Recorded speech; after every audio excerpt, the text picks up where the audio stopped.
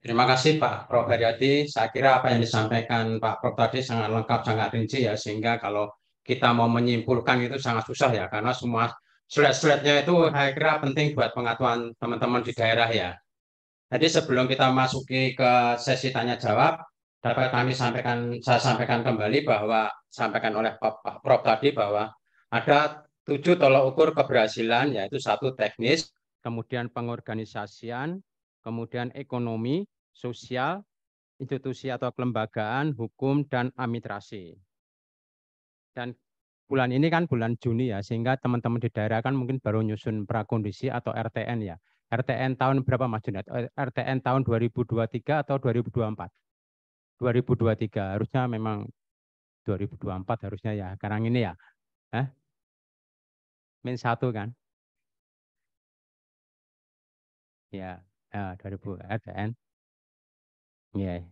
Sehingga teman-teman di daerah kan baru menyusun RTN ya, mungkin prakondisi di lapangan. Sehingga sampaikan oleh Prof tadi yang ditekankan dalam penyusunan rancangan yaitu rancangan disusun secara partisipatif semua anggota kelompok. Kemudian yang kedua, semua anggota kelompok aktif menyampaikan pendapatnya. Kemudian yang ketiga, permasalahan diselesaikan secara musyawarah mufakat. Kemudian terkait dengan pemilihan jenis tanaman disesuaikan dengan keinginan masyarakat dan kondisi iklim. Sehingga untuk teman-teman di daerah perlu membekali pengetahuan materi pendukung yaitu sosial budaya masyarakat, kemudian perencanaan partisipatif, teknis resolusi konflik, nilai manfaat ekonomi, nilai manfaat ekologi, kemudian yang terakhir belum bekali terkait dengan teknis sosialisasi dan publikasi. Dan kemudian disampaikan oleh Prof juga bahwa dalam perbaikan tata kelola RHL tadi ada berdasarkan info lapangan, yaitu ada di tingkat tapak terkait dengan inovasi yang berjalan, kemudian di tingkat tapak juga ada pendekatan proyek. Saya kira teman-teman tadi semua nyimak ya terkait apa yang disampaikan oleh Pak Prof Haryadi. Kemudian saya buka tanya jawab terkait masalah ini. Silakan teman-teman yang langsung ke online aja ya, karena teman-teman sebagai pelaksana di lapangan, kami buka teman-teman yang ada di online. Kami silakan kalau ada pertanyaan, 3 orang kami buka, kami silakan.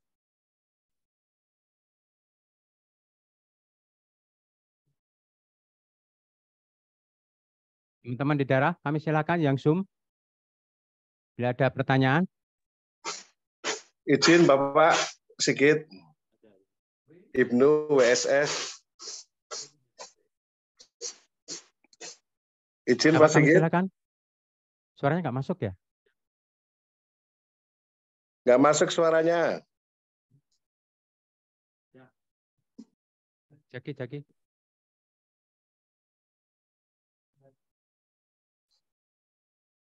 Silakan menyebutkan nama dari BPDAS mana gitu ya. Izin Pak Pimpinan. Bentar, belum masuk, belum kedengaran ya.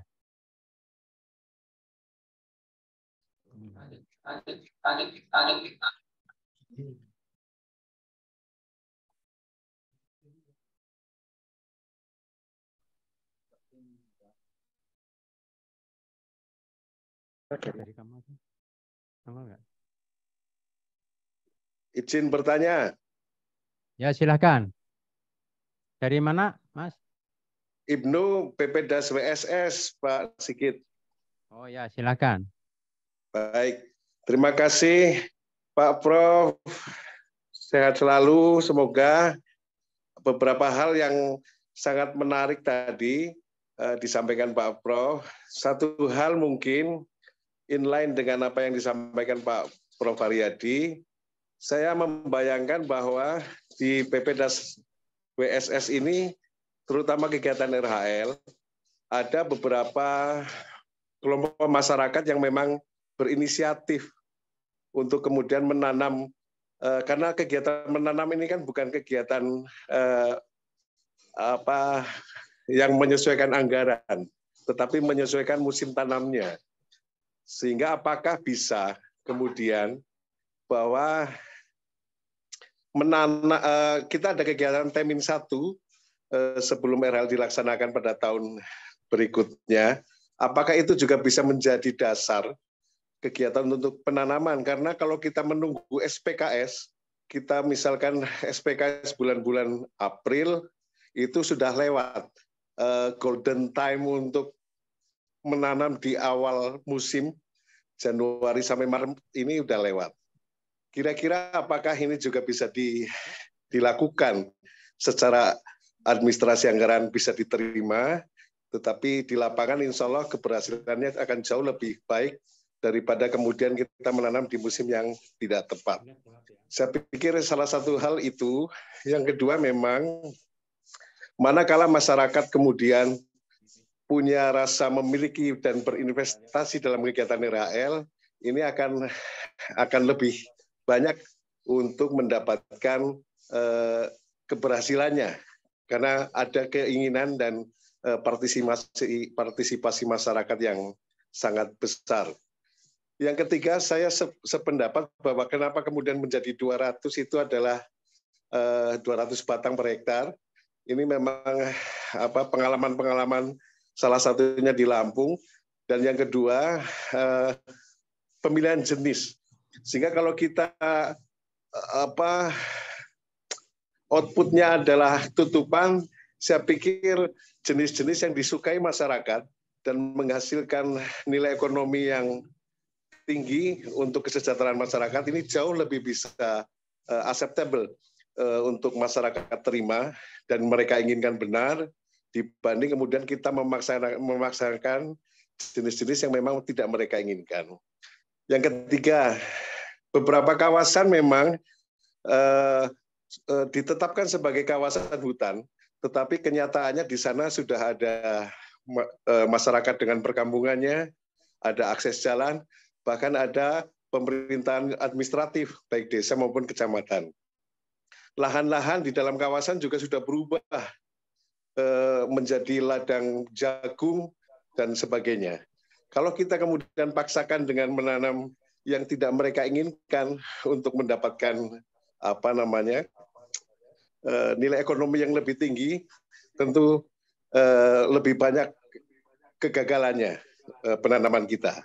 Sehingga saya pikir memang harus ada regulasi yang menyokong itu untuk kondisi-kondisi masyarakat atau kawasan yang sudah diokupasi lama.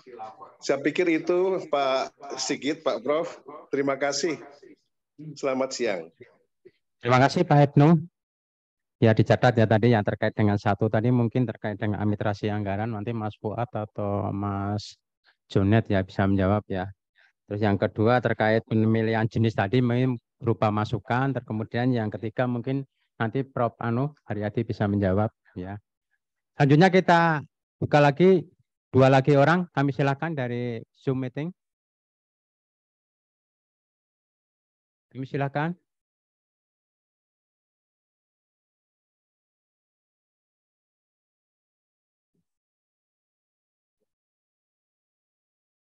Halo, kami silakan.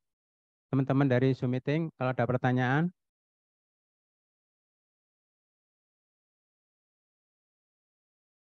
Nggak ada ya. Kalau nggak ada sementara dari ini yang offline ada nggak pertanyaan, Mas Junet? Ada pertanyaan? Kalau ingin sambil nunggu dari teman-teman dari Zoom meeting, silakan Mas Fuad.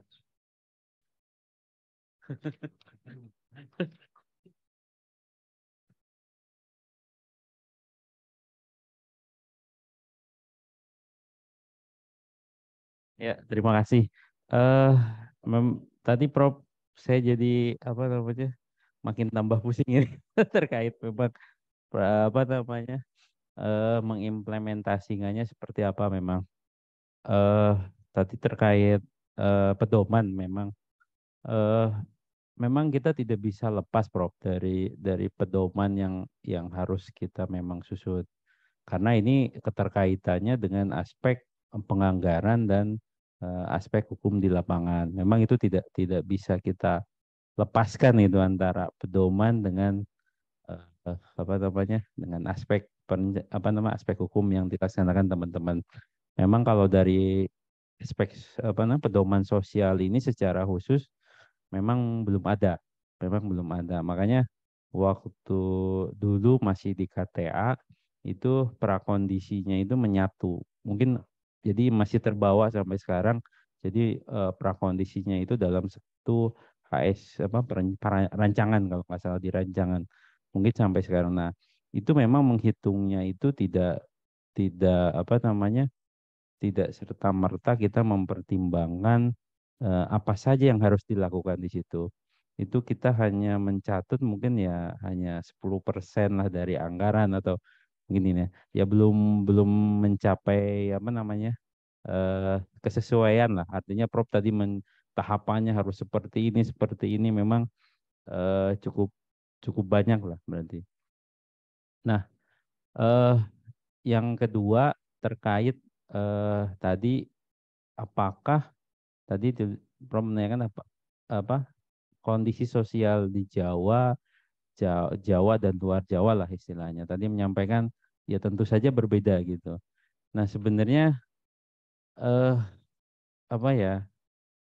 Saya agak masih ini kan ada pada akhirnya standarisasi lah gitu.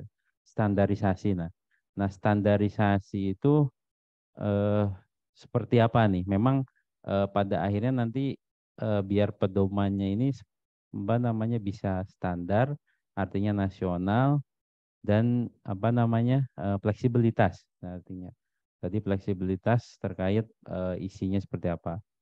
Eh memang apa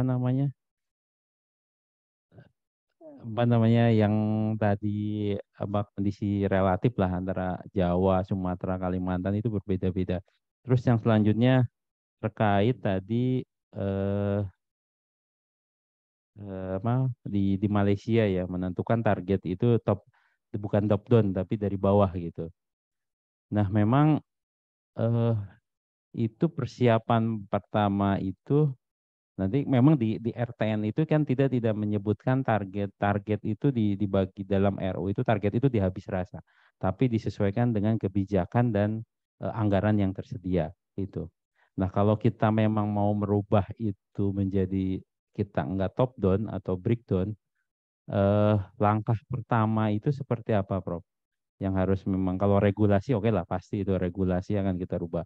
Tapi kalau memang misalkan kita menjadi oh ya sudah BPDAS ini siapnya kelompok masyarakatnya sekian hektar misalkan. Tahun ini dan seperti ini. Memang nanti seperti apa yang harus kita siapkan. Mungkin itu Prof. Terima kasih Mas Fuad. Selanjutnya kami silakan Mas Junet. Silakan. Bisa nggak ya?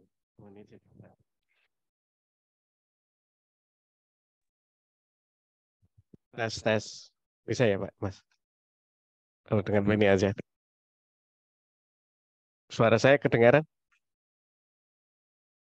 Dengar ya? Ah, ya. Dengar. Ya. Makasih Pak Prof, Pak Sigit selaku moderator, Bu Irma. Ada beberapa hal yang ingin kami sampaikan terkait dengan materinya Pak Prof. Yang pertama, bahwa prakondisi ini memang sangat urgen, saya sepakat. Dan memang di dalam langkah-langkah tahapan-tahapan RHL, prakondisi menjadi ujung pertama kali kita jamah. Sebelum melakukan penyusunan rancangan kegiatan. Artinya, prakondisi ini memang di T-1. T-1 ini artinya adalah kegiatannya. Jadi memang sudah dibuat sedemikian rupa sehingga prakondisi ini jauh-jauh hari sebelum dilakukan kegiatan, terutama pada penyusunan rancangan kegiatan. Namun, pada pelaksanaannya kita memiliki constraint anggaran, Pak Prof. Karena memang prakondisi tidak ada anggaran seperti yang Pak Prof tadi sampaikan juga ibarat sambal tanpa cabai, tidak pedas. Seperti itu. Maka dengan kondisi semacam tadi, maka prakondisi ini dilaksanakan bersamaan dengan penyusunan rancangan kegiatan. Karena memang nyisip di situ oleh kawan-kawan.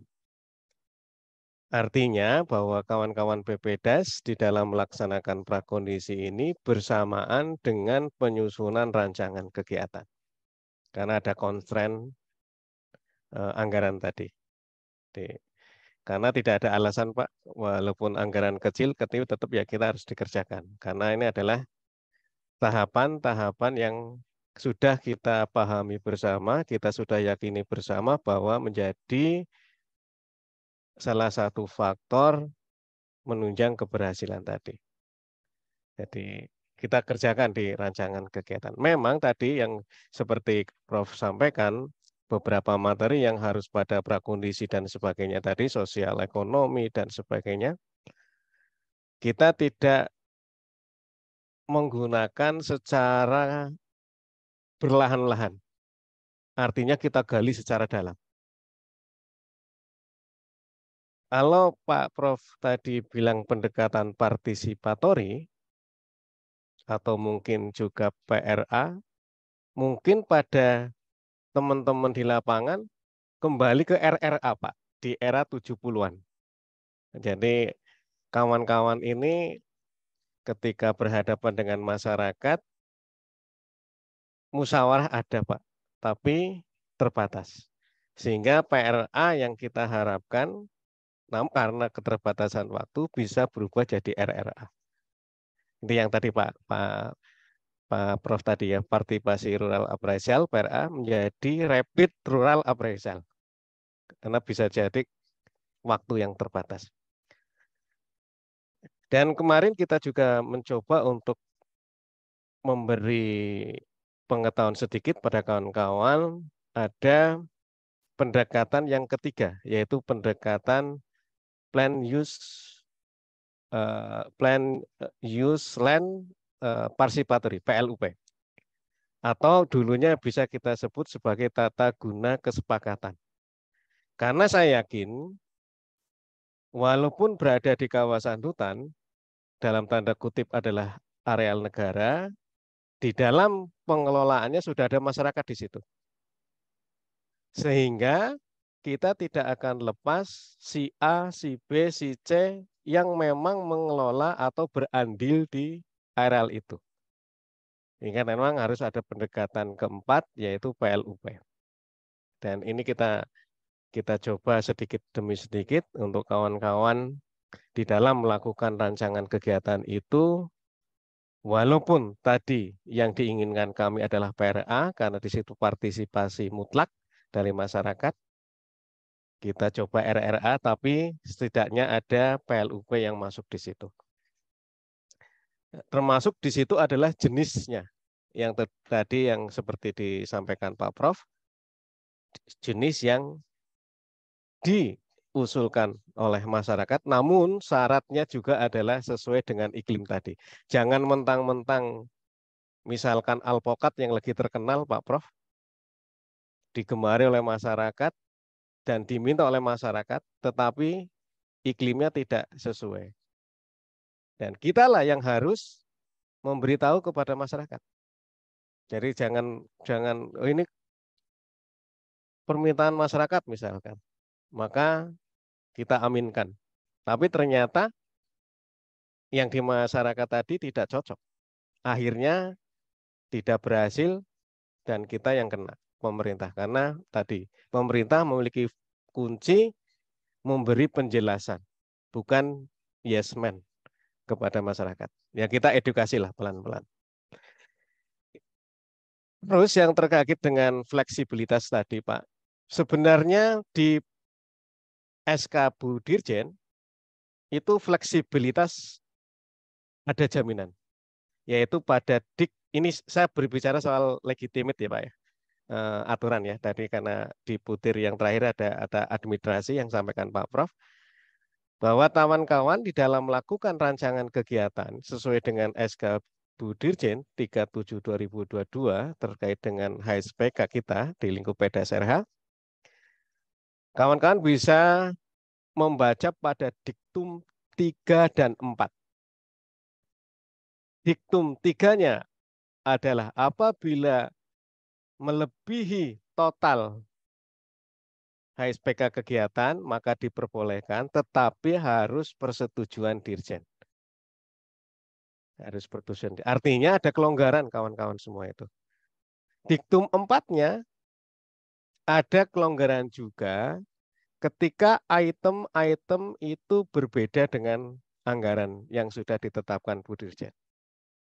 Tetapi dengan mempertimbangkan sosial ekonominya, efektif efisiennya, dan harga pasarnya. Jadi sebenarnya sudah fleksibel. Dan ini di lapangan sudah terjadi di Lampung dan di Solo. Bukan hanya di Lampung, Pak. Tapi di Solo juga sudah ada. Dan mungkin akan diikuti di daerah-daerah lain. Kemarin saya ke Aceh, kelihatannya juga akan sama. Jadi sekarang ada fleksibilitas sebenarnya yang dikemas di dalam suatu produk hukum, Pak, yang SK 37/2022. Itu yang kedua. Yang ketiganya terkait dengan akuntabilitas seperti yang Pak Prof tadi sampaikan bahwa sosialnya harus bisa berhasil mentransformasi kebiasaan, secara fisik tanamannya berhasil, secara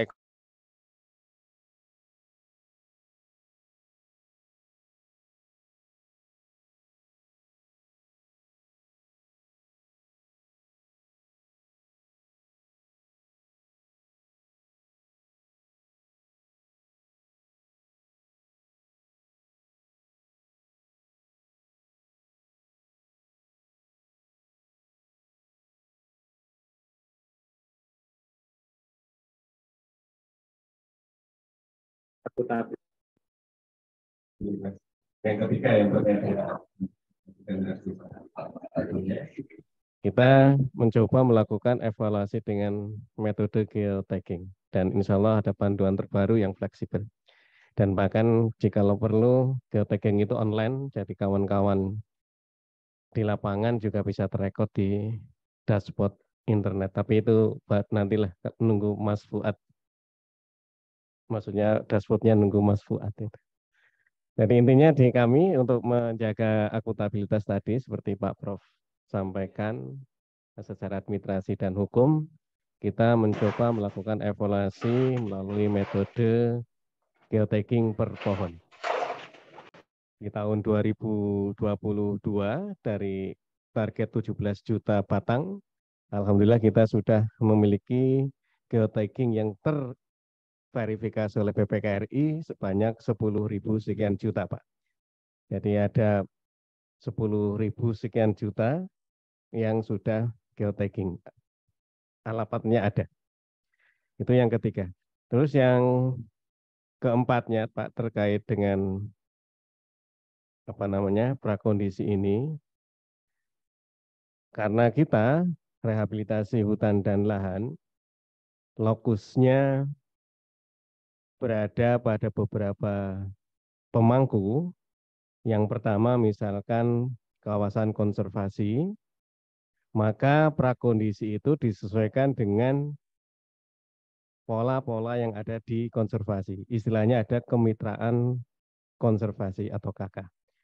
Di kita istilahnya kelompok pelaksana RHL kemitraan konservasi. Terus kita berhadapan dengan katakanlah perhutanan sosial, maka kita akan berhadapan dengan kelompok-kelompok perhutanan sosial melalui KUPS dan sebagainya. Kalau kita lokusnya berada di kegiatan-kegiatan pro iklim, program iklim, maka tentunya kita juga harus menyesuaikan dengan kondisi yang ada di sana.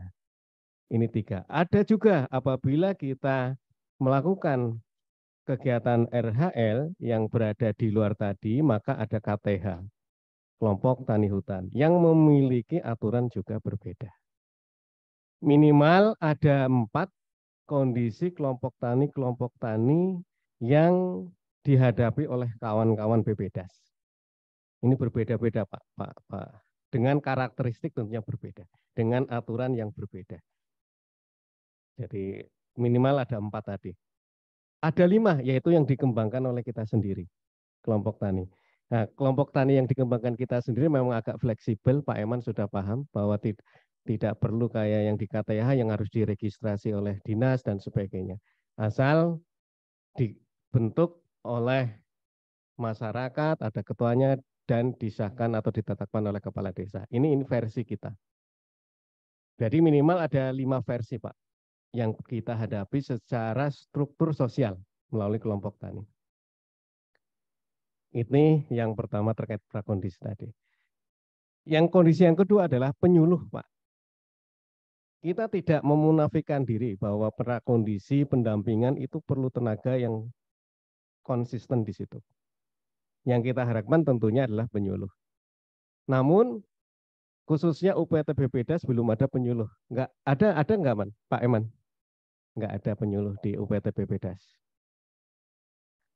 Dan secara jumlah informasi dari Pusluh, kemarin kita juga ngobrol dengan Pusluh, juga masih sedikit. Yang ditempatkan kalau di luar Jawa ada KPH lah. Kalau di kita mungkin ada CDK. Dan akhirnya di dalam melakukan prakondisi maupun pendampingan tadi, BPDAS akhirnya merekrut tenaga-tenaga baru.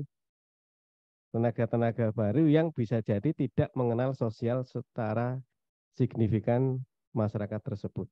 Padahal tadi Pak Prof mengatakan bahwa sosial budaya itu penting untuk melakukan kegiatan RHL. Inilah hal-hal minimal ada 5, Pak, yang saya sampaikan bahwa saya sepakat sekali prakondisi itu penting, tapi ada constraint yang memang harus ada.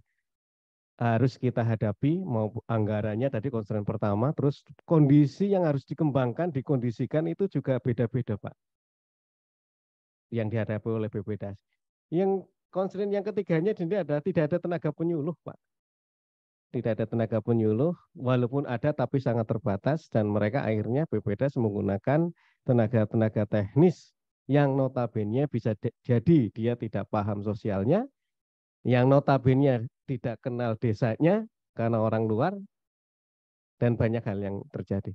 Itu, Pak, ada beberapa constraint tapi saya sepakat bahwa prakondisi memang menjadi hal yang sangat penting bagi kita. Tinggal kita menerjemahkan bagaimana caranya melakukan prakondisi dengan menghadapi constraint yang ada. Mungkin itu, moderator. Terima kasih. Assalamualaikum warahmatullahi wabarakatuh. Terima kasih, Mas Junet. Saya kira baru 3 dulu aja pertanyaan, nanti biar dijawab oleh Prof. Pak Aryadi. Tadi dari Mas Ibnu ya, mungkin Prof bisa menjawab, tapi terkait dengan administrasi anggaran tadi, Mas Fuad ya, yang siapa tadi? Terkait dengan administrasi anggaran yang terkait dengan Pak Ibnu tadi, kemudian dari Mas Fuad, kemudian Mas Jonet, kemudian Mas Jonet ini banyak terkait dengan informasi bahwa kita telah melakukan segala, ada fleksibilitas, ada akuntabilitas, terkait dengan KTH, mungkin yang jadi pertanyaan mungkin terkait dengan pelaksanaan pembuatan RTN itu, Pak. Kita keterbatasan anggaran sehingga pelaksanaan RTN itu dibarengkan dengan pembuatan rancangan kegiatan. Hingga jadi masalah seperti itu. Untuk kami persilakan Pak Prof.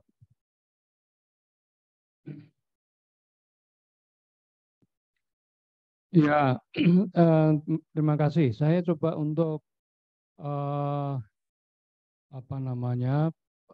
mengambil tema-tema penting ya berdasarkan komentar dan pertanyaan tadi dari Bapak-Bapak sekalian ya. Jadi satu saya kira yang menjadi penting untuk disadari dan kalau bisa nanti juga perspektif pelaksanaan RHL di pemerintahnya sendiri itu tidak didasarkan pada satu keseragaman. Yang paling gampang itu gitu. Jadi karena apa? Ini bukan soal tanamannya, jarak tanamnya, bukan kayak gitu. Ini persoalan sosialnya, kira-kira gitu. Yang menentukan gagal berhasil itu persoalan sosial. Kalau di Indonesia pada umumnya ya kalau istilahnya itu dilempar aja bijinya itu pasti tumbuh, kira-kira gitu ya. Kalau nggak ada gangguan, lagi-lagi kan gangguannya ini manusia. Nah, perspektif itu nampaknya itu memang harus dicari titik temu dengan pendekatan-pendekatan administratif. Jadi saya khawatir persoalan mendasar nanti bolak-balik ketika kita ngomong banyak dari sisi teknis di lapangan kayak gitu tuh mentoknya di administrasi. Administrasi dalam hal ini itu sebetulnya adalah cara mempertanggungjawabkan anggaran, gampangnya begitu. Lalu ada juga isu-isu yang terkait dengan pelanggaran-pelanggaran penggunaan anggaran. Jadi misalnya begini, nggak mudah kita mengatakan fleksibilitas ketika kita tidak menyodorkan bagaimana sebenarnya supaya transparansi atau arah dari kebijakan penggunaan anggaran ini sekaligus juga mampu mengontrolnya, kan begitu ininya birokrasi. Jadi saya pikir itu harus dibicarakan tersendiri di luar aspek-aspek teman-teman di lapangan yang secara teknis melaksanakan ini gitu ya. Ya kalau melaksanakan ya gampangnya sih ikuti aturan lah, jangan macam-macam nanti bisa gitu. Sementara segmen lain bagian dari dirjen terutama ini adalah melihat hal-hal yang terkait dengan ketepatan aturan itu dan seterusnya tadi itu kita bicarakan. Saya pikir itu menjadi relevan. Dan bisa saja saya nanti mengusulkan ke Bu Dirjen dan seterusnya teman-teman ya, Pak Kasubdit dan lain-lain, karena saya melihat urgensinya ke depan ya, lingkungan hidup tanpa RHL itu impossible, nggak mungkin, jadi itu mesti ke sana gitu. Nah yang kedua di dalam hari ini ya, yang fokus pada aspek sosial ini itu memang agak lain, diskusinya tidak mencari kesesuaian jenis lah kayak gitu-gitu ya, dengan jenis tanah dan seterusnya, tapi diasumsikan itu udah beres di tingkat teknis. Persoalannya adalah bagaimana sebetulnya hal-hal yang terkait dengan jaminan agar bibit yang ditanam itu katakanlah umur minimal 5 tahun gitu, sesuai dengan fungsinya. Fungsinya bisa ekonomi, bisa lingkungan juga untuk menahan abrasi apapun gitu ya. Itu orientasinya. Nah, ketika kita dituntut begitu, pasti pandangan kita lagi-lagi tadi itu keragaman problematik sosial ini beda loh. Jawa Timur dengan Papua, dengan Sumatera Barat, dengan macam-macam kayak gitu-gitu, yang justru itu menjadi faktor utama menentukan keberhasilan tadi. Nah, keberhasilan ini juga beyond proyek lagi ya. Kalau teman-teman sudah mempertanggungjawabkan dengan anggaran segala macam ya, dalam 30 tahun terakhir udah terjadi itu ya, dan baik-baik saja kelihatannya begitu. Dengan berbagai macam variasinya dan pelanggarannya tentu juga ada di sana gitu ya. Tapi bukan itu yang kita maksud, tapi kita memastikan ini berjalan. Nah, dalam konteks itu tentu saja yang dipersiapkan ini juga inovasi dalam menggunakan apakah itu namanya pedoman yang diturunkan dari peraturan perundangan dan seterusnya. Karena ke depan itu justru input dari fakta ini penting gitu untuk mengganti cara berpikir dan juga pedoman-pedoman regulasi yang ada, jangan dibalik gitu ya. Jadi arahan dari katakanlah eselon 1 itu ada batasnya sesuai dengan kondisi itu. Tapi bagaimana mencapai itu lihat variasi di lapangan gitu. Nah, prinsip seperti itu mesti kita tanamkan yang implikasinya itu dalam proses ini gitu ya, menjawab beberapa pertanyaan teknis tadi. Jadi jawaban teknis itu akan ketemu ketika cara gitu ya memperbaiki ini berubah. Kira-kira gitu kan, ini juga bertahun-tahun kita bicarakan ya, hampir setiap tahun anggaran baru gitu kita ngobrol lagi kayak gini, tapi nggak berubah-berubah tuh gitu ya. Kira-kira apa penyebabnya, mulai ke sana memikirkannya gitu. Nah, saya mengilustrasikan ada loh swasta yang dapat 100 hektar ada di Jawa Timur mengembangkan jenis tertentu, yang lain juga 100 hektaran itu pisang misalnya gitu. Ya, kok berhasil banget ya sampai bisa mengundang pejabat segala macam gitu ya. Kita ini berjuta-juta kok nggak berani yang ngundang presiden. Karena ketika swasta yang melakukan ini simple banget gitu, nggak ada hal-hal yang terkait dengan kerjaan itu harus dikerjakan hanya karena pedomannya mengatakan itu, kan nggak ada swasta. Betul-betul jatuh anggaran di lapangan ya karena perlu gitu. Nah, kita sering nggak bisa berpikir sesehat itu gitu akibat dari konteks ini. Nah, sehingga ada satu konteks juga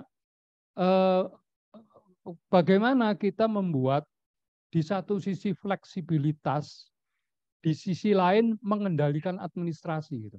Itu lebih rumit memang daripada swasta yang saya sebutkan tadi ya.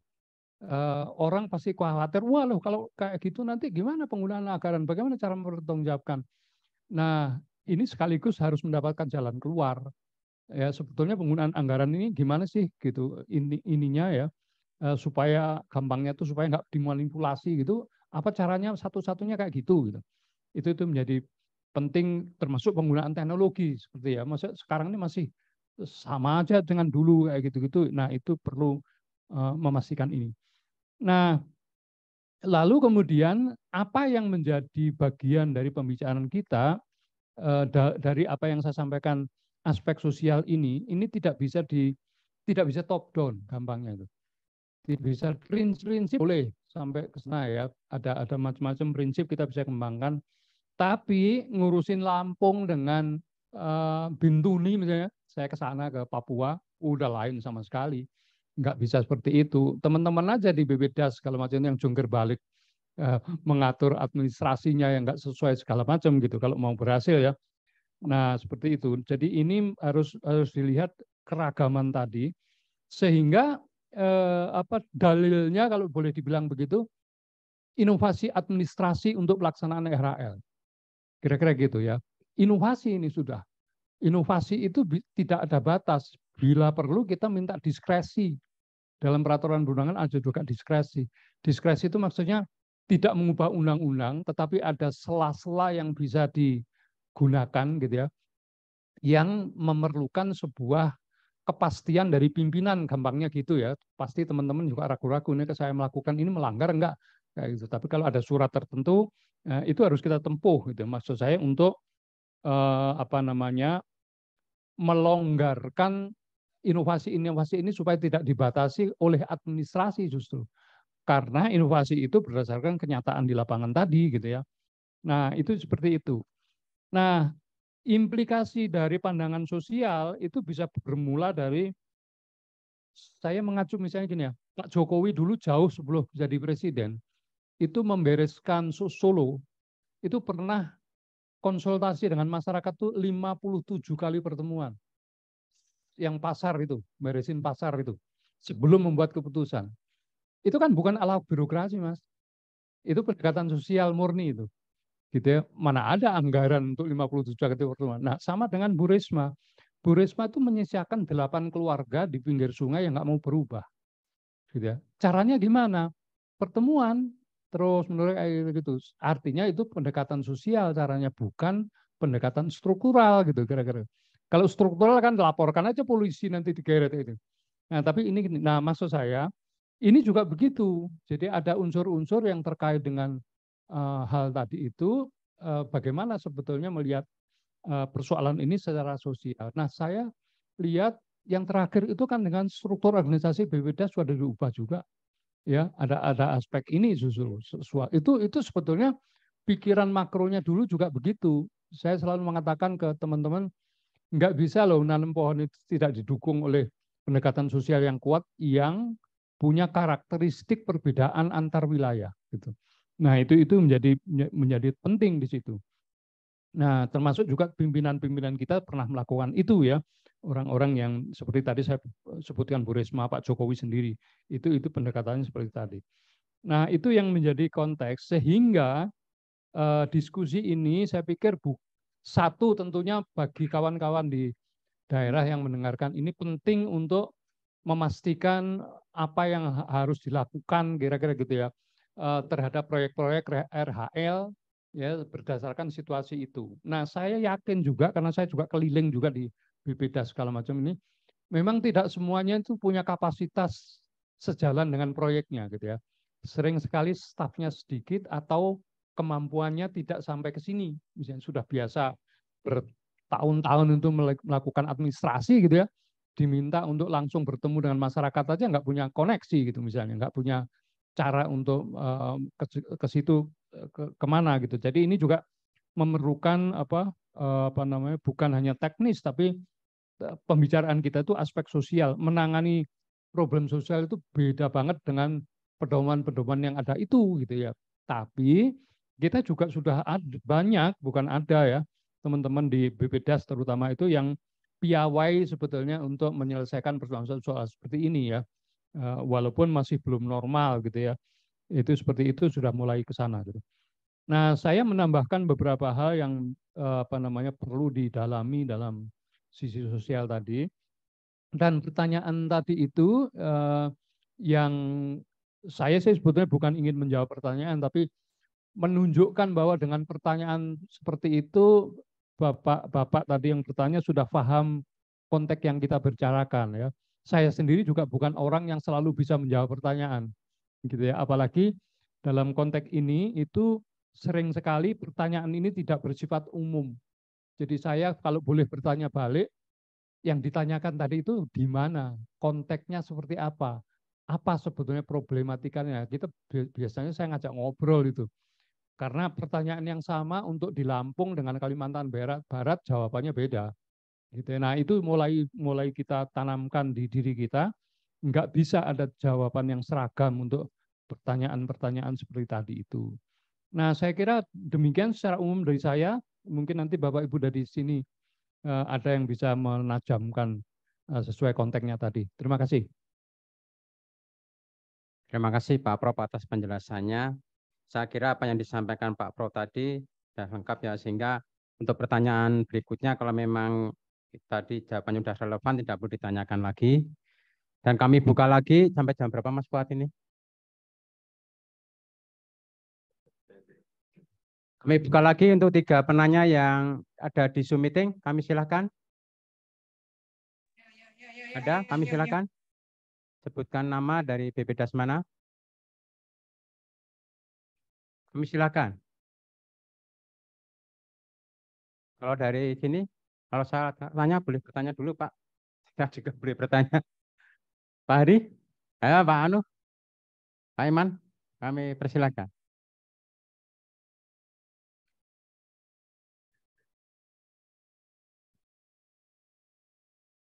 Assalamualaikum warahmatullahi wabarakatuh. Yang kami hormati Ibu Kasubdit, juga narasumber di sini dan teman-teman di seluruh Indonesia, para pelaku kegiatan RAE. Cukup menarik di dalam pemaparan ini, dalam diskusi ini. Saya kira teman-teman adalah pelaku kegiatan yang selama ini saya kira banyak faktor yang berpengaruh terhadap keberhasilan RAE. Saya setuju apa yang sampaikan Prof. Kita adalah outputnya adalah adanya tanaman. Tetapi ketika kita berhadapan di lapangan, ini penguatan kelembagaan baik internal maupun eksternal ini sangat berpengaruh nyata terhadap keberhasilan RAE. Sehingga kami mohon kepada Pak Prof ini, apa yang disampaikan tadi, kisi-kisi di dalam penguatan kelembagaan kita penting, gitu Pak. Terus menjadi pedoman bagi pelaksana kegiatan RAE itu kita perlu itu. Terus yang kedua adalah menunya. Karena apa yang sampaikan Prof tadi, apa yang sampaikan Pak Kasubdi tadi, ada kita 5 menu yang harus kita ramu. Ketika kita melakukan prakondisi di konservasi, di proklim, dan di RAE juga yang lainnya, itu akan sangat berbeda dengan audien kita di mana itu ada. Nah, jadi kami berharap itu ada kisi-kisi dalam pedoman itu. Terus yang kedua, di menu itu, saya kira kita sebagai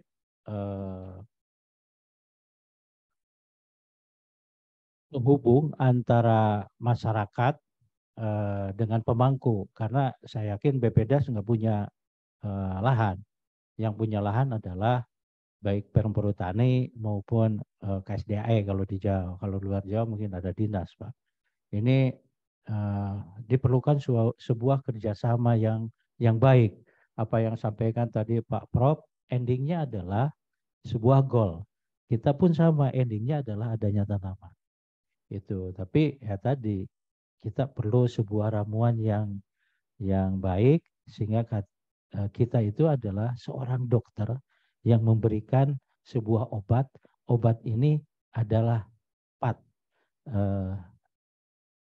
sasaran apa yang diminta oleh teman-teman di lapangan. Nah itu Prof, intelligence kita di lapangan mungkin perlu diasah oleh hal-hal ilmu-ilmu yang disampaikan Prof tadi.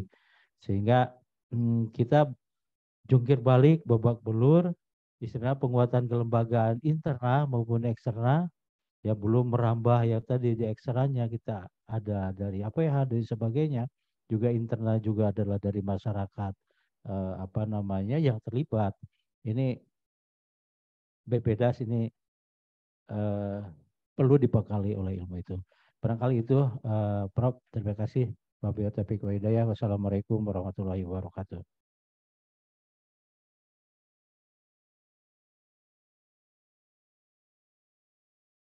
Terima kasih Pak Eman.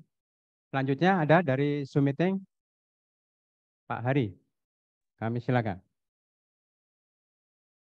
Terima kasih Pak Sigit, Bu Kasubdit, Pak Dr. Fuad. Yang pertama, saya mau mengomentari mengenai yang Pak Fuad sampaikan mengenai prakondisi. Jadi memang di P2 2020 mengenai tata cara RHL itu sudah disampaikan di lampirannya. Tadi Pak Fuad menyampaikan bahwa paketnya biasanya gelondongan, padahal permasalahannya berbeda-beda. Tadi kan Pak Prof juga menyampaikan seperti itu. Region satu dengan region yang lainnya itu pasti berbeda. Antara Sumatera dan Papua itu berbeda. Nah, mungkin saya nggak tahu di sini ada undangan dari Sekditjen atau enggak, tapi saya pikir kalau saya lihat di lampiran P2 2020 itu ada 6 tahapan yang harusnya dari 6 tahapan tersebut sebenarnya bisa dirinci mengenai kebutuhan anggarannya, dan itu katakanlah misalkan pengumpulan data primer sama sosial ekonomi itu pasti berbeda. Karena kalau pengumpulan data primer kemungkinan bisa sekali dilakukan, tapi kalau sosial ekonomi seperti tahapan-tahapan yang tadi Pak Prof sampaikan butuh 3-4 bulan untuk diskusi intensif, harusnya itu perlu atau memerlukan anggaran yang lebih banyak. Nah, saya pikir itu bisa diusulkan atau pernah diusulkan tapi ditolak, saya nggak tahu juga. Tapi saya pikir itu perlu dicoba gitu ya. Itu yang pertama. Yang kedua, tadi Pak Prof sampaikan bahwa UPT supaya bisa membuat semacam pemodelan ya, yang mikro ya, semacam exercise gitu terkait dengan RHL. Tapi di kami itu sebenarnya udah ada Perdirjen RLPS nomor P15 Pak Prof yang 2009 tentang pedoman pembangunan MDM atau model das mikro, yang sebenarnya inti kegiatannya nggak hanya RHL aja, karena konteksnya adalah pengelolaan das, di mana RHL adalah salah satunya di sana. Saya pikir itu walaupun saya juga nggak tahu ya apakah masih jalan di BPDAS, kayaknya nggak ada lagi, karena biasanya yang mengawal tuh dari Direktorat Pepdas kegiatan MDM itu, dan kegiatan itu kalau saya lihat di laporan-laporannya udah nggak ada lagi itu yang jalan, dalam artian anggarannya juga nggak ada kalau kita inventarisasi atau kita cermati dari anggaran BPDAS, karena memang seperti diketahui bersama anggaran di pengelolaan das itu memang nggak terlalu banyak atau nggak sebanyak RHL lah. Nah itu kemudian yang terakhir Pak Prof tadi ada slide yang mengenai memastikan siapa yang menanggung resiko dalam hal investasi di sana, sehingga kalaupun nanti ada semacam kegagalan, bukan hanya dalam konteks pemberian anggaran aja, tapi sebenarnya bisa dijustifikasi atau dibantu oleh masyarakat dengan berteriak, karena bagaimanapun juga itu adalah investasi masyarakat. Nah, mungkin hal yang ini sudah pernah dilakukan oleh BPDAS. Saya juga nggak tahu karena belum dapat informasi dan saya juga belum tahu. Tapi pertanyaan saya, Pak Prof, mengenai investasi masyarakat ini, itu dalam bentuk apa, Pak Prof? Apakah dalam bentuk bibitnya, kemudian atau uangnya dan sebagainya, kemudian bagaimana caranya? Mungkin itu aja dari saya. Terima kasih. Terima kasih. Selanjutnya kami buka lagi satu orang. Silakan Bu Dewi dari Batu Rusa Cerucuk ya. Kami silakan Bu Dewi. Baik, izin Pak. Ini saya Pak Hengki, Pak. Ini Bu kok Dewi, Dewi Pak. kok cowok ya? Laptopnya Bu Dewi. Ya. Oh, deh. Di sampingnya Pak saya, Pak. Kami silakan, Ya. ini yang Bu Dewi ini. Batu Rusa Cerucuk. Oh, ini Mas Anu ya. Ya. Oh, Ya, saya Pak. silakan, Apa ya. kabar semuanya? Saya berharap semuanya sehat-sehat ya. Salam sejahtera buat kita Hengki semua. ya, Mas Hengki. Silakan Mas Hengki. Ya. Kalau saya itu Pak mau usul saja buat teman-teman di pusat bahwa apa yang sudah disampaikan tadi saya sepakat semua dengan paparannya. Namun yang lebih baik lagi yang harus kita lakukan adalah kita harus terus terang bahwa memang selama ini apa yang kita lakukan itu tidak cukup baik dan tidak cukup tepat, sehingga kita perlu melakukan perubahan mendasar, fundamental, supaya rehabilitasi hutan dan lahan ini benar-benar berhasil. Karena kita sudah terlalu sering katakanlah diskusi atau rapat, tapi belum pernah ada perubahan-perubahan fundamental dari sisi kebijakan. Saya ambil contoh seperti kami di Babel, Pak. Kami sudah melakukan rehabilitasi hutan dan lahan. Namun secara tegakan dia sudah berhasil. Output tegakan sudah tercapai di atas 75%, bahkan 90% hidup semua. Namun belakangan setelah kami tinggal pun tidak ada kegiatan lanjutan dari KPH, walaupun sudah diserah terimakan dengan KPH. Hal ini menggambarkan sisi-sisi perencanaan yang tidak utuh dalam kita melakukan konsep RAL. Diperparah lagi dengan kebijakan yang suka-suka berubah.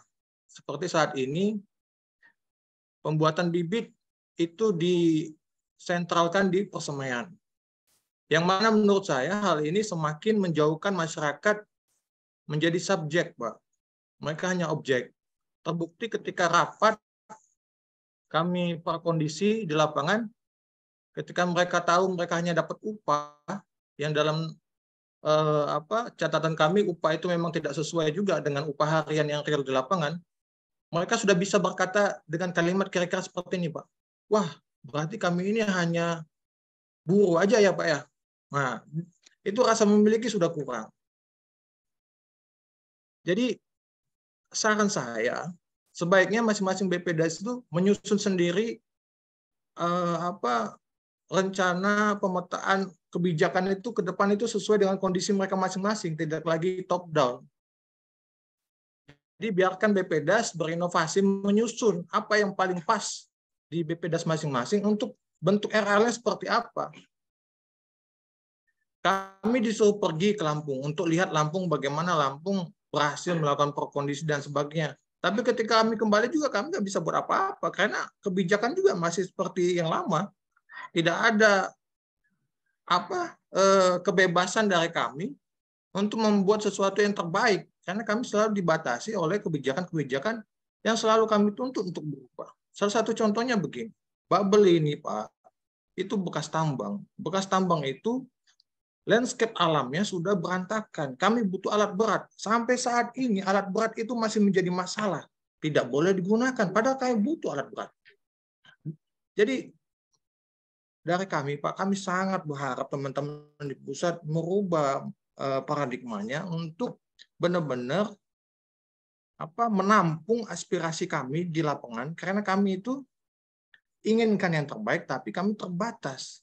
Nah, banyak sebenarnya yang saya utarakan, tapi apabila BPDAS diberi kesempatan untuk menyusun sendiri, katakanlah kebijakan yang nanti dijadikan permen dan harga satuan pokok kegiatan, itu akan sangat merubah, Pak.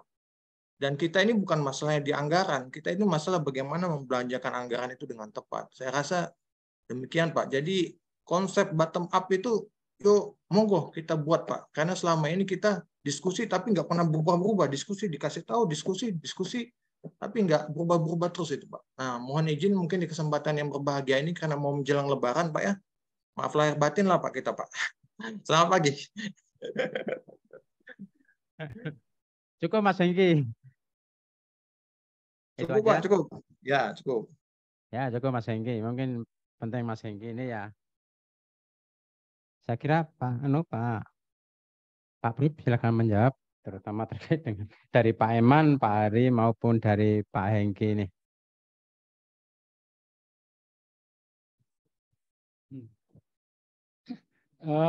Ya baik, terima kasih tanggapannya.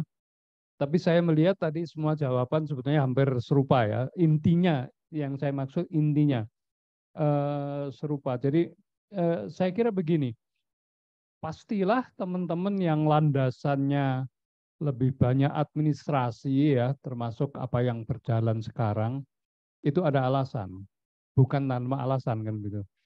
Nah, ketika kita ingin mengubah ini gitu ya, maka bisa juga yang penting sebetulnya adalah orientasi ke hasil tadi itu, bukan administrasi. Jadi kalau boleh dikontraskan gitu, pendekatan administrasi versus pendekatan performance itu beda banget memang itu arahnya. Nah, kita itu sudah menyangkut paradigma barangkali ya, karena sudah berpuluh-puluh tahun itu biasa pendekatan administrasi, agak repot juga itu mengalihkan ke pendekatan performan itu gitu. Tapi acuannya mudah, itu kayak swasta gitu, yang seperti tadi saya katakan 100 hektar di daerah Cepu aja udah berhasil kayak gitu-gitu, itu kan swasta itu, yang nggak pakai pertanggungjawaban, nggak pakai SPJ, nggak pakai apa-apa gitu, dan anggaran keluar ketika diperlukan. Kalau nggak perlu ya nggak keluar gitu kan, simple itu acuan teknisnya gitu. Nah, saya lihat secara umum itu menuju ke sana itu, kalau sekarang itu banyak keraguan karena regulasi, karena apa? Nah, di situ kita inventarisasi justru. Gitu. Apa yang menyebabkan teman-teman sebetulnya susah juga untuk diajak seperti ala swasta gitu. Itu seperti apa? Supaya juga kemudian hambatan-hambatan administratif itu kita bicarakan, dan pasti juga itu melibatkan mungkin high level decision gitu. Bukan kita, tapi kita inventarisasi itu, lalu butuh keputusan seperti apa gitu. Saya pernah juga sih ngomong kayak gini sampai ke Bappenas, tapi di sana justru mendapatkan jawaban yang kebalik gitu. Wah, itu tergantung KL Pak. Itu loh, katanya tergantung Bappenas gitu kan, masih muter-muter ya. Yang sini katanya nggak tergantung sana ya gitu-gitulah. Itu perlu dituntaskan. Nggak selesai itu, terus terang saya sendiri nggak selesai.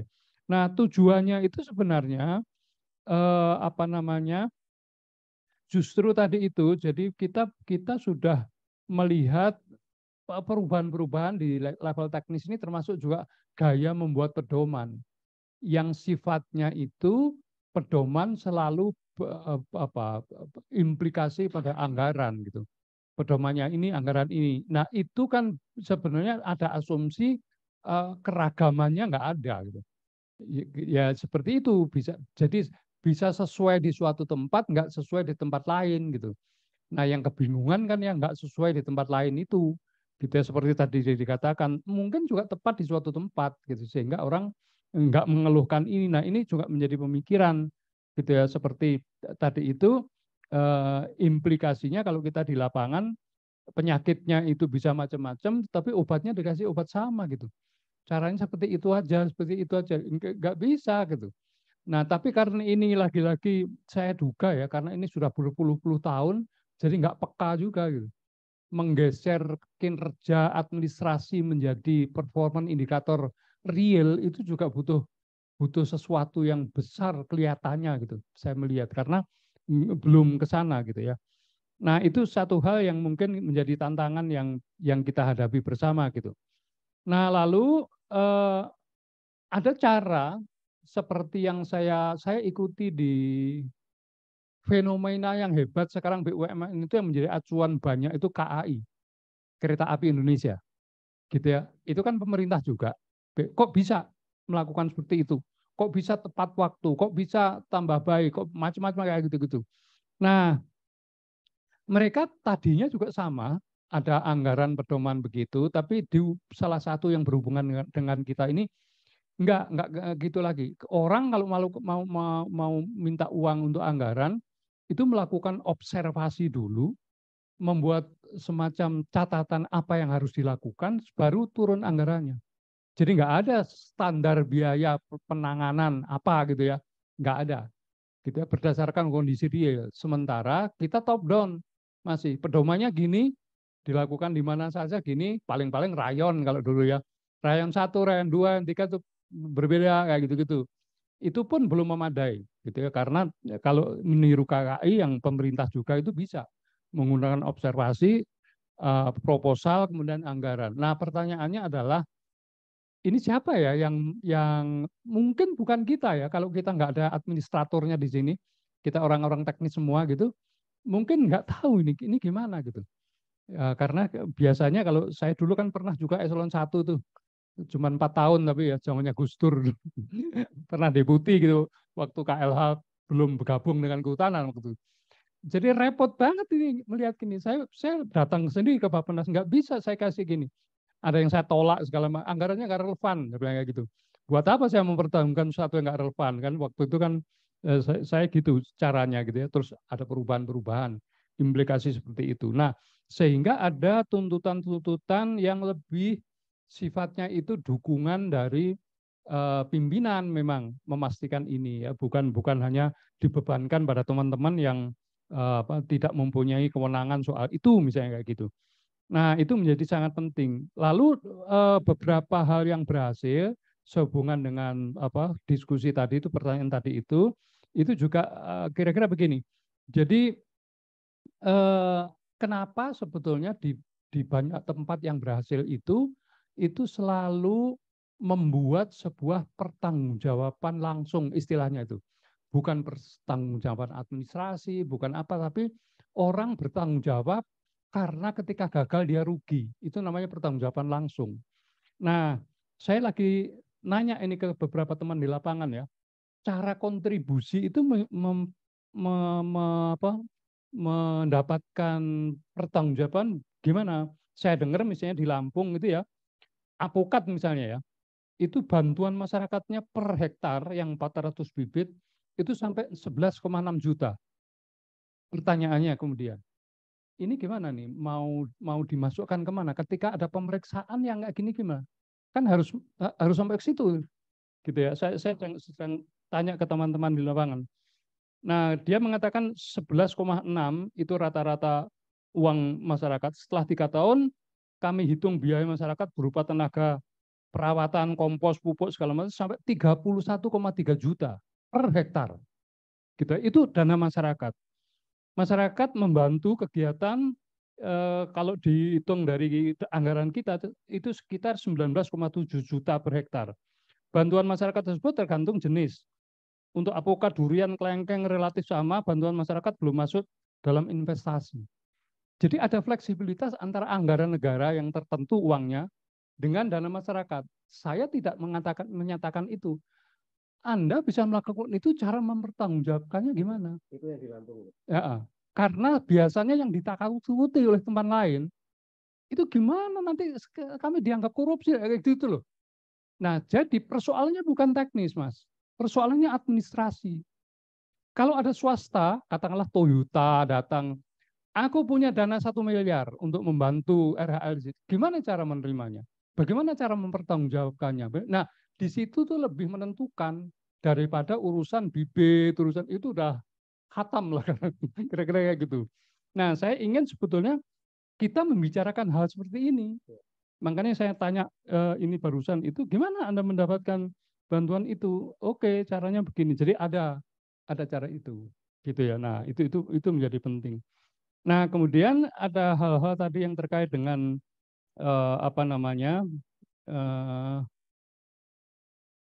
hubungan dengan masyarakat dan seterusnya ya.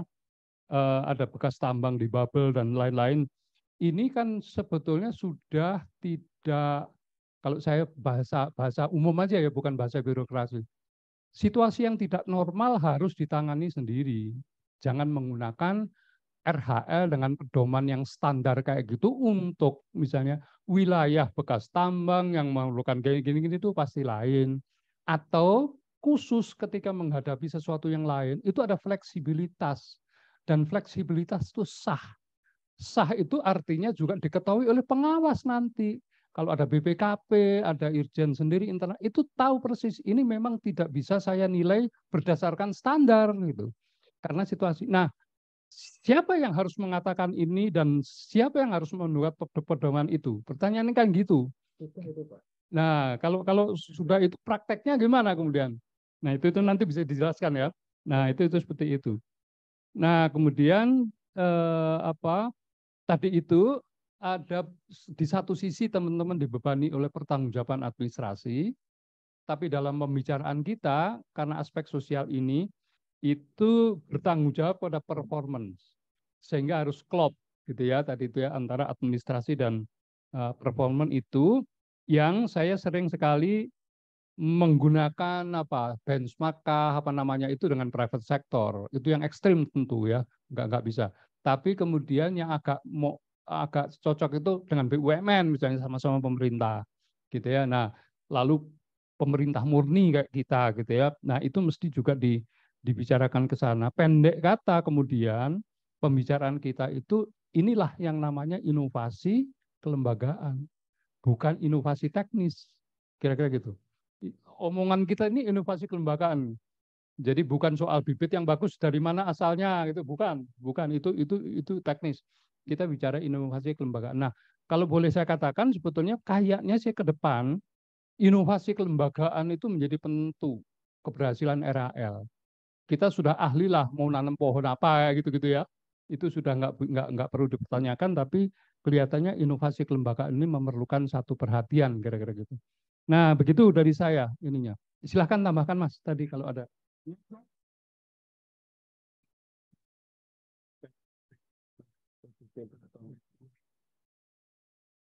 Yang dikatakan Pak Prof tadi sebenarnya kita sudah mengantisipasi Pak. Salah satu buktinya ini yang tadi yang disampaikan Bapak itu posisi berada di Lampung. Saya paham benar ini karena Lampung memang saya dampingi terus Pak. Jadi sesuai dengan SK tadi yang saya sebutkan 37 tadi membuat kelonggaran terhadap BPDAS untuk berinovasi tadi. Jadi kalau di atas HSPK total maka harus ada tadi usulan dari BPDAS yang tentunya dikaji oleh orang-orang yang benar Pak. Kan kita kan harus mempertanggungjawabkan akuntabilitasnya tadi. Bahwa benar kok BPDAS mengusulkan anggaran yang biasanya 7 juta misalkan ya, menjadi 14 juta misalkan. Itu benar bahwa ya tadi proposal Pak ya, proposalnya itu benar. Dan nantinya disebut sebagai RHL pola khusus. Contohnya juga sudah ada IKN Pak. IKN itu jauh di atas rata-rata standar. Dan waktunya juga tidak 3 tahun yang IKN. Tapi harus ada kajian, ya, alhamdulillahnya ada dari Unmul Pak. Proposal itu didukung oleh kajiannya dari Unmul. Artinya memang tadi Pak Prof sudah benar. Ada proposal-proposal, ada inovasi-inovasi tertentu yang yang masuk ke kami. Ya karena kami kan dibatasi pertama tadi aturan harus akuntabilitas karena uang kita kan bukan uang perusahaan Pak ya. Uang pajak dan sebagainya harus jelas untuk apa. Makanya kan seperti itu. Termasuk apabila memang kayak Pak Idi tadi, ada swadaya dari masyarakat, tidak mengapa. Munculnya nanti di rancangan kegiatan, Pak. Tahapan-tahapan yang memang harus ada di Permen LHK, ya kita ikutin. Tapi dananya dari siapa? Dananya dari masyarakat. Cantumkan di situ. Artinya nanti seorang pemeriksa, apa yang tadi katakan Pak Prof, baca, oh ya, ajir katakanlah, ternyata dari masyarakat. Maka bukan pertanggungan APBN. Terus ternyata HOK nggak mau misalkan. Di rancangan kegiatan muncul HOK dibiayai oleh masyarakat misalkan atau swadaya masyarakat. Enggak apa-apa, tapi muncul di rancangan kegiatan. Artinya rancangan kegiatan itu menyekrup satu langkah dengan pembiayaan bisa jadi berbeda-beda. Dan tidak mengapa. Dan yang sudah berinovasi ini adalah memang Lampung sama Solo, Pak. Nah, itu yang apa namanya sudah ada. Dan tidak salah kemarin. BPKRI juga tidak menyalahkan itu tadi. Asal apa? Jelas. Jadi apa yang dirancanakan, apa yang dipakai itu jelas. Prinsipnya kan hanya jelas saja sebenarnya Pak Prof. Jadi nggak usah takut sebenarnya. Kalau kita jelas pasti nggak akan salah. Kalau yang sumir ini loh Pak, yang memang yang ya semuanya memang berkaitan dengan kepentingan ya Pak ya. Kalau kepentingan kita tadi untuk transparan ya gampang kayak Pak Idi lah. Saya mohon maaf Pak, bukan menyanjung-nyanjung Pak Idi ya. Saya mohon maaf sekali. Tetapi contoh realnya yang memang secara administrasi dipenuhi Pak Idi. Di rancangan kegiatan juga muncul transparan. Artinya dan nggak salah kemarin kita juga diperiksa oleh BPKRI. Dan saya jelaskan waktu di BPKRI. Mungkin itu Pak, sebenarnya sudah dibuka keran ya Pak ya, dibuka keran. Sekedar informasi saja Pak. Terima kasih Mas Junet atas tambahan informasinya. Mengulang aja Prof ini ya terkait dengan Mas Hengki tadi yang terkait dengan kita kan program kita dalam rangka pemberdayaan masyarakat ya. Tapi yang kedepankan bahwa kegiatan RHL itu semua bibit itu dari persembahan permanen. Sehingga ini dianggap mematikan pemberdayaan masyarakat yang selama ini mengadakan bibit itu. Anggapannya Prof seperti apa? Terus kemudian yang kedua, saya itu bukan pelaku di lapangan langsung ya, tapi pernah dengar bahwa setelah menyusun rancangan memang ada kesepakatan awalnya Pak berkompetisi dengan masyarakat. Tapi begitu mau dieksekusi, itu masyarakatnya menolak Pak. Sehingga apa sih yang perlu dikit supaya dia sepakat dengan itu Pak? Terima kasih Pak. Ya ini khas persoalan sosial sebenarnya bisa dibaca dari sana. Jadi kalau langsung berupa bibit datang hadir di lapangan dengan bibitnya itu dibuat oleh masyarakat ya, ini persoalan perasaan sosial nih. Keterlibatan itu lebih aktif ketika masyarakat ikut di sana. Gitu ya. Aspek seperti itu sama juga dengan persoalan yang sering kita lihat wujud fisiknya, tapi kenapa ya pemimpin itu kok bisa didukung oleh masyarakat? Gitu ya. Padahal ya gitu-gitu aja gitu ya. Nah, itu kan cara komunikasinya, bagaimana dia punya janji, bagaimana dia berpendapat, bagaimana dia mengatakan sesuatu, termasuk juga bagaimana cara dia memperbaiki perilaku orang lain. Yang satu itu tegas kayak gitu kelihatannya bagus, tapi justru di aspek tertentu, di kondisi tertentu nggak sesuai. Jadi makanya pendekatan sosial kita, diskusi sosial ini khas banget, gitu ya, nggak sama dengan diskusi teknisme. Itu menjadi penting untuk memastikan ini. Jadi saya sering kadang-kadang lihat di lapangan, ini jangan-jangan bukan soal domanya. Soal pendekatan teman-teman dengan masyarakatnya yang menyebabkan disepelekan lah, direndahkan lah, itu kan nggak muncul di permukaan. Tapi ketika saya betul-betul ketemu dengan petani, kadang-kadang ngobrol makan siang apa, nongkrong di pinggir pohon apa, itu muncul kayak gitu. Kenapa dukungan tidak sepenuhnya itu aspek kemanusiaannya yang hilang, kan? Nah, itu yang menjadi khasnya pendekatan sosial dan sangat relevan sekali kalau kita bicarakan kaitannya dengan RHL. Gitu ya. Makanya tadi itu saya juga ingin memeriksa mungkin suatu saat gitu pedoman kita itu benarkah begitu, misalnya kayak gitu ya, yang sifatnya itu membawa sebuah kegiatannya terdiri dari gini gitu, atau sebetulnya pedoman ini adalah hasil akhir. Jadi ini yang akan dicapai. Anda menghadapi orang Madura dengan orang Ciamis beda loh caranya gitu. Nah, itu baru orang yang sosialnya itu tinggi itu tahu bagaimana mempraktekkan nasihat kayak gitu. Tapi kalau orang yang tidak pernah terjun ke masyarakat, kerja di kantor melulu, nggak mungkin bisa. Saya yakin betul. Gitu. Nah, kayak begitu ya. Jadi ada satu kekerasan juga. Nah, intinya sebenarnya kita kekurangan pendekatan sosialnya. Kalau saya lihat itu, ya, dan itu kayaknya dari hari ke hari semakin urgen itu melihat ini. Kalau kita melihat keberhasilan pimpinan daerah kan yang berhasil merangkul sosial, bukan soal dia punya anggaran atau enggak gitu ya. Yang di sana implikasinya meningkatkan partisipasi budaya dan segala macam itu sosial kapital, istilahnya dari modal sosial itu. Nah, itu kayak gitu saya kira ya. Ada satu yang terkait dengan pendekatan baru. Jadi misalnya tadi itu ya laki-laki yang di bubble gitu, yang terkait dengan apa namanya alat khusus yang diminta segala macam itu dibicarakan secara khusus. Lalu kalau teman-teman melihat pedoman ya nggak cocok kira-kira gitu yang dasar birokrasi, tapi urgensi keberhasilan, kemudian situasi di lapangan. Nah mungkin ada sesuatu yang memang khusus juga yang dalam tanda petik nggak sesuai dengan pedoman nasionalnya gitu. Itu menjadi satu hal yang penting. Saya kira begitu Mas dari saya. Makasih Prof. Selanjutnya masih ada yang bertanya, kami silakan yang Zoom meeting. Atau waktunya udah cukup ya Mas Fuad? Ya, habis ya. Makasih teman-teman semua. Makasih Prof atas penjelasannya. Saya kira sangat penting sekali dan berguna bagi teman-teman di daerah dalam pelaksanaan, terutama dalam prakondisi ini ya. Sebelum melakukan kegiatan penanaman di lapangan, penyusunan RTN maupun rancangan sangat bermanfaat sekali apa yang disampaikan oleh Prof. Itu saya ucapkan terima kasih. Aplaus buat Pak Prof. Dan kami selaku moderator, mohon maaf bila ada kekurangan dalam menyampaikan selaku moderator. Saya kembalikan lagi ke Mas Fuad.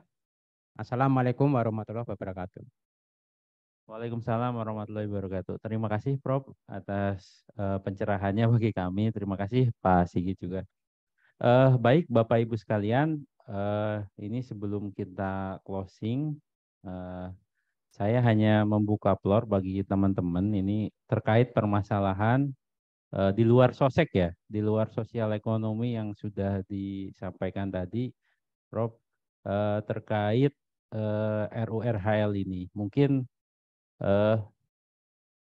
enggak, ini masih kita coba mengambil lah. Nanti kita coba kalau memang dibutuhkan revisi Permen LHK, nanti kita coba masukkan revisi permennya nanti. Artinya kan nanti kalau memang ada usulan teman-teman, oh ini kami tidak bisa membaca, tidak cocok ini seperti ini. Atau nanti apa namanya? Artinya fleksibilitas ini nanti kita coba masukkan di dalam RURHL ini terkait penetapan sasaran. Mungkin silakan dari teman-teman UPT, ada nggak?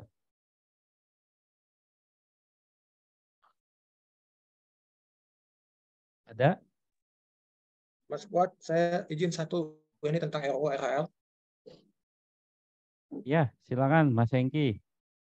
Kami boleh nggak ya yang RURHL yang sudah kita susun itu diberi pelonggaran untuk in-out? Karena ternyata ketika kita ke lapangan itu lokasinya ada banyak konflik sosial, terus karena kan memang skala kita juga besar ya. Jadi ada fleksibilitas untuk membuka keran in-out nggak? Jadi angkanya nggak berubah, tapi SAP-nya itu lokasinya in-out, geser-geser sedikit, boleh nggak? Terima kasih. Oke, terima kasih. Itu udah memang kami prediksi sebelumnya terkait apa namanya ada apa namanya lokasi memang masalahnya ya itu dah masalah sosial. Tapi kalau untuk updating nanti kita coba diskusikan lagi dengan pimpinan lokasi-lokasinya terkait perubahan lokasi. Yang lain? BPDAS lain? Yang kira-kira tahun ini ada permasalahan nggak? tahun ini untuk RHL tahun 2024.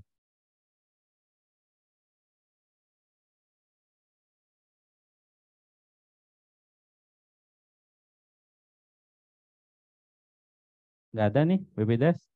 Berarti clear ya. Rehabdas tidak ada bermasalah ini. Rehabdas ada bermasalah nggak? Halo Mas Fuad. Ya, silakan.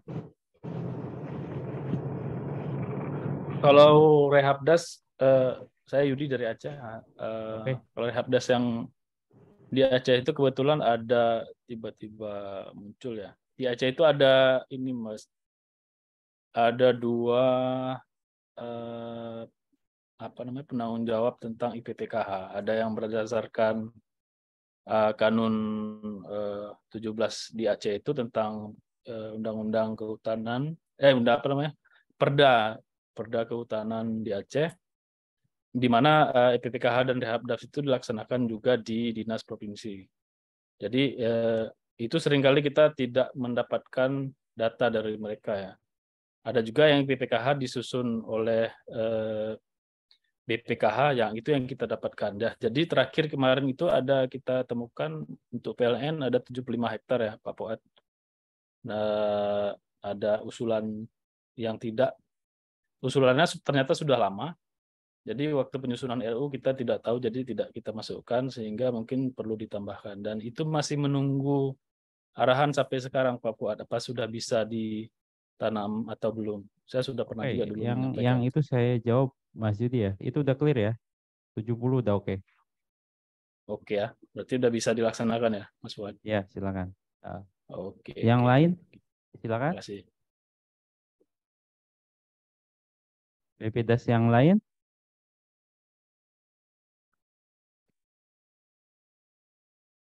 Ini nggak ada ya? Berarti udah dirasa clear ya? Clear ya? Jadi nggak usah updating lah. Berarti kalau udah seperti ini nggak usah updating ya? Berarti clear ya? Ini kali kalau seperti ini berarti kalau teman-teman tidak ada perubahan.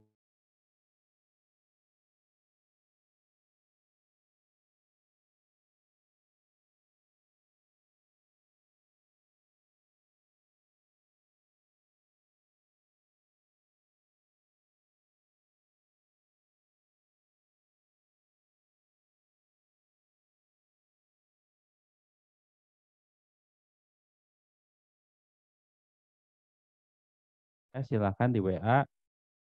Nanti kita coba analisis permasalahannya di mana, nanti kita coba selesaikan.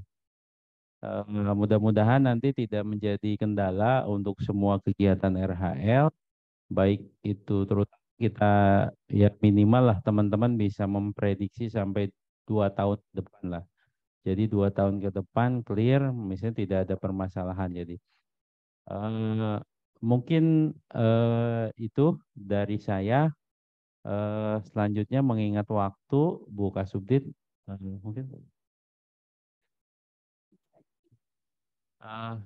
mungkin arahan dari Bu Kasubdit sekaligus penutupan acara ini. Saya persilakan Bu. Ya, terima kasih Pak Fuad. Saya nggak akan ngasih pengarahan lagi ya Bapak Ibu. Udah banyak dari tadi dari Prof. Haryadi juga dari Pak ini ya, Pak Junaid ya, kalau arahan mungkin kita tadi sama-sama ini selain menerima arahan kita jadi sharing ini ya, sharing pengalaman dengan teman-teman, mungkin mudah-mudahan teman-teman yang lain bisa mendapatkan ini ya, mendapatkan ilmu dari hasil sharing pengalaman dan tanya jawab tadi. Teman-teman Bapak Ibu sekalian, saya sekali lagi saya tidak akan memberi arahannya, saya hanya menyampaikan harapan mudah-mudahan dengan adanya kita saling bertukar pikiran, tukar pengalaman ini, RUU RHL yang sudah kita susun itu betul-betul akan dapat diimplementasikan di lapangan. Nah, kami membuka ruang sebanyak-banyaknya jika ada yang dipertemukan, dipertanyakan, Mungkin jika di dalam forum ini ada yang masih berpikir atau merangkai kata, nanti silakan untuk menyampaikannya kepada Pak Fuad ya, atau kepada siapapun di Direktorat Perencanaan dan Pengawasan Pengondas. Mungkin nanti akan segera kami jawab atau kami carikan solusinya. Nah, Bapak Ibu, mungkin itu yang bisa saya sampaikan. Sekali lagi, Prof. Haryadi, terima kasih ya sudah berbagi ilmu dan pengalaman dengan kami. Bapak Ibu yang sudah hadir di ruangan rapat ini di Hotel Oni Bogor, juga Bapak Ibu dan teman-teman yang sudah hadir di ruang Zoom-nya masing-masing. Sekali lagi saya sampaikan terima kasih. Semoga kegiatan kita hari ini dapat membawa manfaat bagi kita semua, juga tentunya mudah-mudahan dicatat sebagai bagian dari ibadah. Terakhir kami mohon maaf jika ada tutur kata atau sikap yang kurang berkenan. Mohon dimaafkan. Selamat menunaikan atau selamat menyambut ya Hari Raya Idul Adha, baik yang akan melaksanakan besok atau lusa ya. Ya, bagaimanapun kita harus menyambutnya dengan sukacita, bahagia ya, dan semoga kita bisa mengambil hikmahnya ya, hikmah dari perjalanan baik Nabi Ibrahim, Nabi Ismail, juga hikmah-hikmah yang ada di dalam setiap tahapan pelaksanaan Idul Adha itu sendiri ya. Baik Bapak Ibu, billahi taufiq wal hidayah. Wassalamualaikum warahmatullahi wabarakatuh. Baik Bapak Ibu, terima kasih ya semuanya. Terima kasih, selamat siang. Ya. Terima kasih teman-teman ya. semua. Izin di close ya.